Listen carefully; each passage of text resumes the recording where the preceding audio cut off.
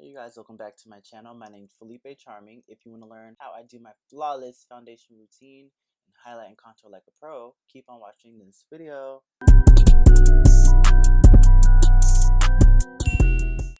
So starting off, I like to take my e.l.f. Poreless primer and just dot this over the major sections of my face, and then I just rub this in, focusing it on my T-zone because I do have combination skin. Meaning, in my case, I basically have normal to dry skin everywhere outside of my T-zone. My T-zone does get oilier, like my nose, my under eye and stuff. After that, I forgot to set my set my primer with Airspun. And I like to do this only when I'm wearing a full face. If I'm doing like a minimalistic makeup look, then I don't set my primer. But when I'm doing a full face, I want my face to last as long as possible, so I just like to set it. And I kind of like stipple all the products on my face with everything. You'll notice that I kind of stipple it around on my face, and then I'll blend it in. And that's just like kind of my method with everything that I use as far as like primer and foundation. Then I do the same thing with my foundation. This is Maybelline's Superstay foundation. I love this. This is like my favorite color match. My favorite foundation. I like how it looks. I like how it wears. I love the coverage. It's just, I don't know. I just really like this foundation. But I like to use one of these smaller brushes from my Sephora collection brush set just to kind of spread this over my entire face so I get all the coverage I want without using all of its unnecessary amounts of products by lathering it on directly with the brush that I blended into my skin with. So I make sure I start blending this out with like this flatter foundation brush. I feel like I got this brush from like a Ross or something, but it works pretty good. I've been using it for like the past year and I love it. It's like flat and it's really soft. I stipple and then I blend in like a circular motion. So then I stipple and I blend in a circular motion just to kind of like lay out the foundation, and then I blend it in. And hopefully the visual makes my explanation of this make a lot more sense. But yeah, I kind of just stipple and then blend it in a circular motion. I just keep doing that back and forth until I get the coverage that I want, and I blend it into my liking just to get it as skin-like as possible. And this is probably honestly why I personally prefer to use a brush versus a beauty sponge when it comes to my foundation, because I just personally feel like I have a lot more control over the amount of coverage and the amount of product that I use when I do use a brush. And I don't know if you guys noticed, but I do not put foundation directly on my nose. This is like another trick that I learned. Just because I have like, my nose is my oiliest part of my face. To help control the amount of oil that's produced, I kind of just like put the excess product onto my nose. Just use like whatever excess product is on the brush and put it on my nose. And blend that into my forehead and to the rest of my face.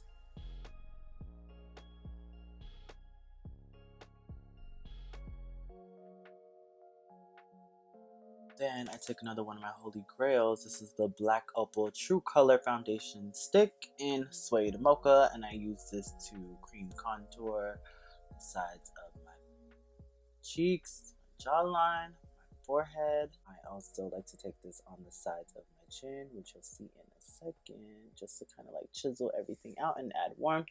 And I also take this NYX concealer in the shade Caramel, which I've been using lately, and it's pretty good. I like it. I'm still on my little concealer hunt I've been talking to you guys about for a few months. I just feel like, you know, my concealer hasn't been doing it for me. But I take this to highlight the high points of my face just to add that dimension. Start off in the center of my face, and then I do my under eyes just because I like to let my under eyes sit the longest. It just wears a little bit better when you let it sit there for a little bit.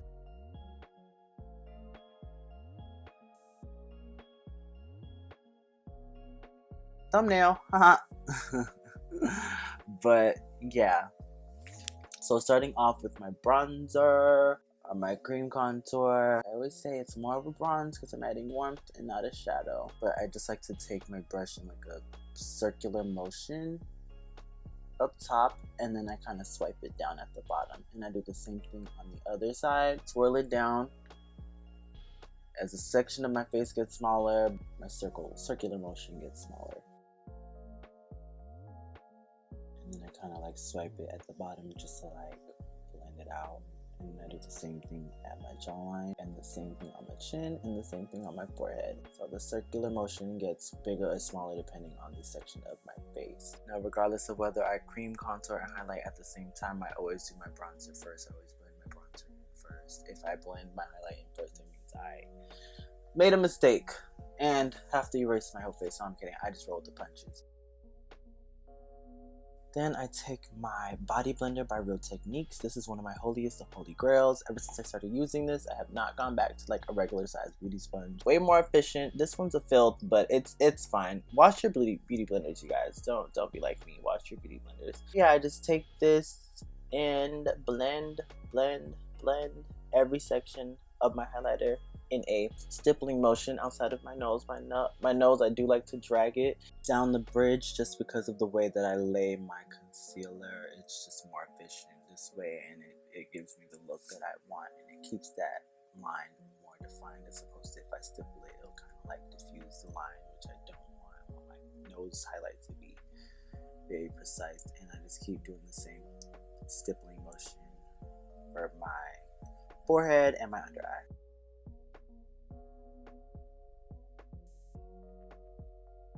So, alright, ladies and gentlemen, here's the most important part of your highlight and contouring routine, in my opinion. When you're blending out your under eye, you want to pat it starting from the outside and go inward, just to create a gradient natural effect. And in my opinion, I like to add the excess product under my bronzer or contour as opposed to putting product directly there, because it just looks more natural and more skin-like. And then you want to get into the nooks and the crannies after you blend out the edges, just to alleviate any premature creasing or anything like that, because you want to be sure to lay your foundation, your concealer.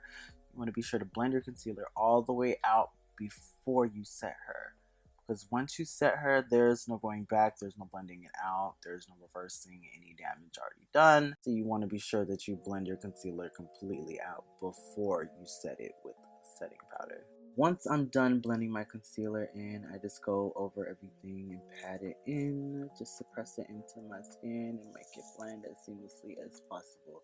Then I take my Coty Airspun, another holiest of holy grails, to set my under eye. I don't really bake anymore. I just like set it and press it into the skin. I feel like, this is just way more efficient than baking. Sometimes I will go back and bake my nose just to kind of like, hold her in as long as possible. But I find that the less product I use, the better in general. But in this case, I did go back and set my face a little bit more, and I used the brush to diffuse that powder and press it into my skin. So it's like I'm dusting some of it off, and I'm also pressing a lot of it into my skin. Then I take this Ruby Kisses powder contour kit. This is another one of my holiest of holy grails, and I like to use this just to kind of set that cream contour, just to add to the bronze. Oh, if you guys know me, you know I love to add a bronze and add warmth to the face, which is why I love this powder oh so much. And I use the same motions that I use when I'm blending out that cream contour. And then once I'm done blending that all into the skin, I like to take one of the lighter brown powders in the palette just to contour my nose, and I take a little bit on my bottom lip. I learned this trick from the people on Instagram who yeah. Then I take another one of my holiest of holy grails. This is the Microsmooth powder from Sephora collection. Set my entire face and kind of just bring everything together and avoid any type of flashback, because this is like a complexion powder. So it'll just alleviate any flashback and kind of make everything smooth and blend together. I will take the tiniest little bit of that banana shade and set my under eye, and then I'll go back in with face powder and just sweep that under my eye. And I like to do that just to kind of brighten up my under eye highlight and make it pop just a little piece. And then taking another one of my holy grails, wow, this just became a holy grail video. I take this Milani highlighter. I'm gonna comment the shade. I'm going to leave the shade in the description box. Perfect for like subtlety highlighter, or if you want to just have a base for like your popping highlighters, this is like perfect. But I go in and all the little high points of my face, like the bridge of my nose, the tip of my nose, my cheekbones, above my brow, on my brow bone, my upper lip, and my chin with this, and then I just dust that off, just like little excess, that's whatever's left on my brush. Then I've been using this Black Radiance blush. I'm not sure of the shade. I'll leave that in the description box down below. I've been using this lately. It's pretty good. I really like it. And then after a little bit more face powder just to diffuse that blush, because I don't want to look like, you know, a blush monster. And then to set my face, I use the Mario Badescu setting spray when I'm not using Fix Plus, and that's about it. I hope this was helpful. Leave your comments and requests down below, and I'll see y'all in the next one.